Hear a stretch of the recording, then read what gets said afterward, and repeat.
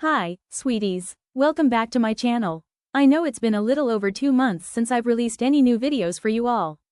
So today, I thought I would host my very first Q&A and answer some questions you guys have for me. And if any of you have any questions for me after you watch this video, please let me know in the comments and I will happily answer them. So without further ado, let's begin. The first set of questions is from Sully Unix, who asks, how did you discover K-pop, and which K-pop group was your first alt? I don't remember exactly when and how I discovered K-pop. But the first K-pop song I remember that got me into the K-pop rabbit hole was Kill This Love by Blackpink, which was the first K-pop music video I ever watched. So I hope that answers the first question. Which leads me into the second question you asked, because soon after I listened to that song they became the first K-pop group I ever stanned, alongside Everglow during that time. I didn't have a bias in any of the groups I stanned during that time, since I didn't know about the term until my second year of being a K-pop stan. I don't stan Blackpink anymore nor listen to their music as much as I used to, since I lost interest in them after a little over a year of being a fan. But Blackpink was my first alt group. The next set of questions is from Rira, who asks, what is your dream job, favorite K-tuber, and favorite K-pop song? I'm not sure if what I'm about to say is technically considered an actual job. But for a long time, even until now, I've imagined myself as a singer-songwriter, as well as possibly a movie writer and director, since I loved music, movies, and stories ever since I was young. And also because I have a pretty creative and wild imagination, which is why I'm wanting and planning to take songwriting in college. In terms of my favorite K-tuber, the first K-tuber that I ever kind of became friends with was Sully Unix, which was who led me to meeting more amazing K-tubers. Most of them who are really nice, while some of them can be a little feisty with me. I'm talking to you in particular. But my favorite K-tubers as of right now are Kikon and Adriana. I recommend you go subscribe to them cause they make amazing K-pop content. The next set of questions is from Martha Didlopo. I'm not going to answer the first question, but I will answer the other two questions you have for me. My favorite K-pop song of all time is hard for me to answer because it kind of changes every month. Or at least it feels like it to me, lol. But the K-pop song I've been obsessed with recently is Body by Daeyoung. Daeyoung is honestly one of my favorite K-pop artists right now, especially in K-pop solo artists.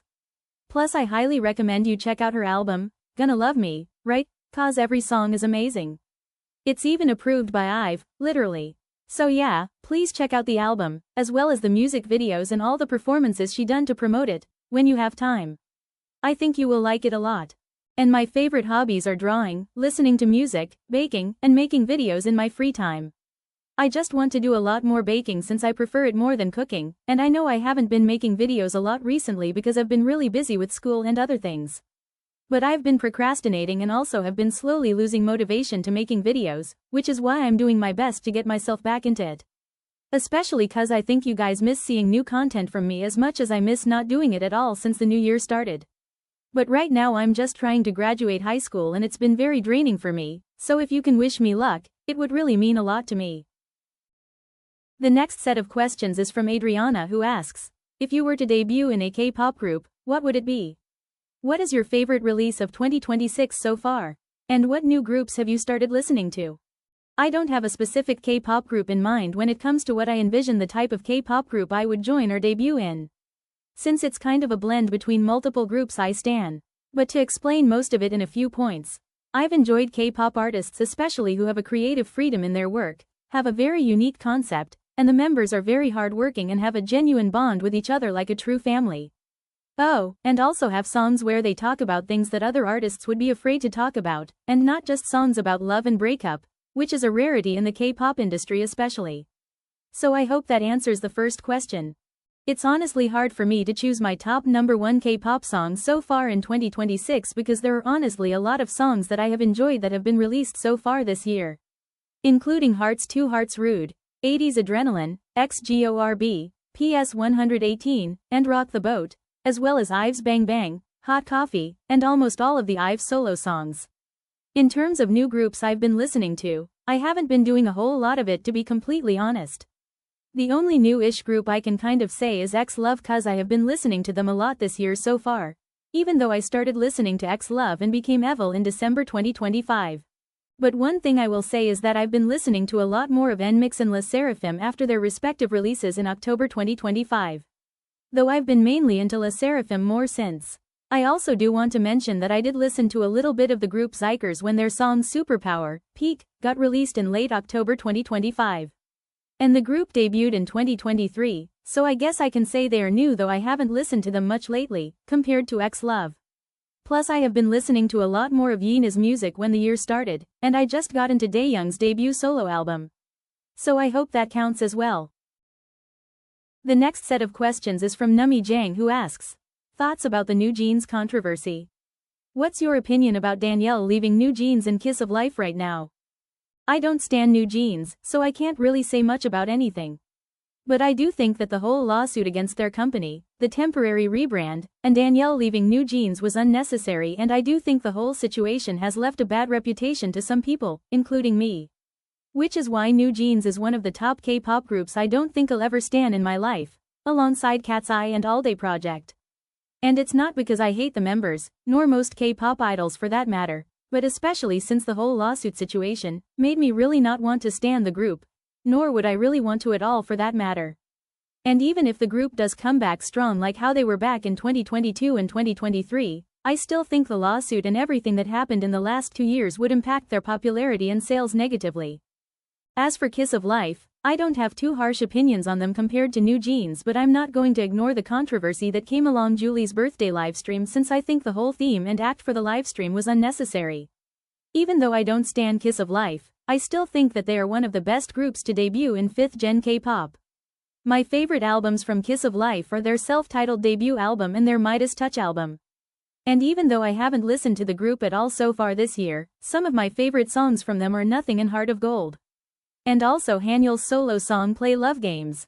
So again, even though I don't stan the group, and I probably never will be a full stan after the controversy that came from Julie's birthday livestream, I still think they are one of the best groups that debuted in 5th gen K-pop, especially talent-wise. But that's just my opinion, and you're free to disagree with me in the comments if you like, cause I won't mind anything, to be completely honest. I saved this question for last because I thought this question would be pretty long for me to answer. Especially since Kikon asked me about my thoughts on each individual member of All Day Project, and the group as a whole, which is something I never thought I would ever do on this channel, especially since I'm trying to avoid them at all costs because of the continuous controversies that the group has had even before their debut. I may or may not say too much for each member or the group as a whole because I've never really watched any of their content or listened to any of their songs, except for One More Time. But I'm going to try to explain my thoughts about the group as honest as I can. For Annie, I do understand why she gets hate for being a chaebol's daughter. Especially after recently finding out that the members of All Day Project got ambassadorships even before the group debuted. I could be wrong, but that's from what I heard. And also for, allegedly, buying a Day song at the 2025 KGMA for the group, especially since the group only had 2 songs at the time. Though I do kind of disagree with this because I did hear that All Day Project has been pretty popular in Korea since their debut, like their songs being played in the radio everywhere during their debut, and I believe they won their Day song based on their popularity and success in Korea. Plus, I do understand that she did lack skill in dance, compared to other members, and I think one of the reasons is because she was studying in university, which takes a lot of commitment, while she was training.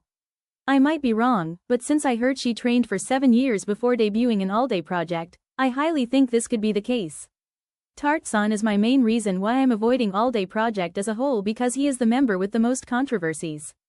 Especially when it comes to cultural appropriation, which I don't even want to talk about in this video.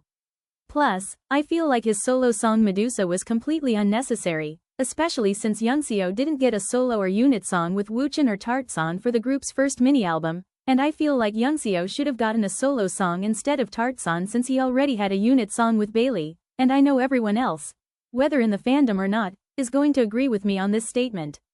Bailey is by no doubt the most skilled out of the All Day Project members, though I do know that sometimes she can overperform some dances where she stands out from the other members of All Day Project.